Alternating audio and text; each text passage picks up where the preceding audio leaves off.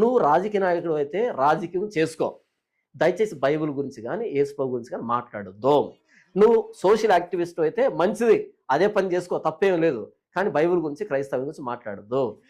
ఇటు కాసేపు బైబిల్ మీద వీడియో పెడతావు, గూగుల్ పే ఫోన్ పే అంటావు, మరలా అక్కడికి వెళ్ళి దళితుల మీద దాడి జరుగుతుంది, వాళ్ళ మీద దాడి జరుగుతుంది అంటావు. ఎందుకు? నువ్వు ఎవరు? నువ్వు అటా ఇటా? ఎటు ఉంటే అటైనా ఉండు, లేకపోతే ఇటైనా ఉండు.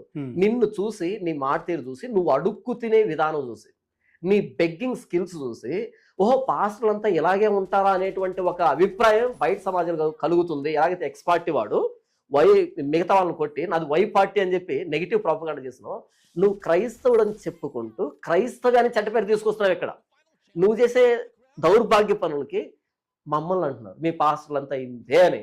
కాబట్టి నువ్వు ఎవరు ఫస్ట్ డిసైడ్ చేసుకో, నువ్వు ఎవరో ఫస్ట్ డిసైడ్ చేసుకో. కాసేపు చర్చి మీద దాడి జరిగిందంటావు, కాసేపు దళితుల మీద దాడి జరిగిందంటావు,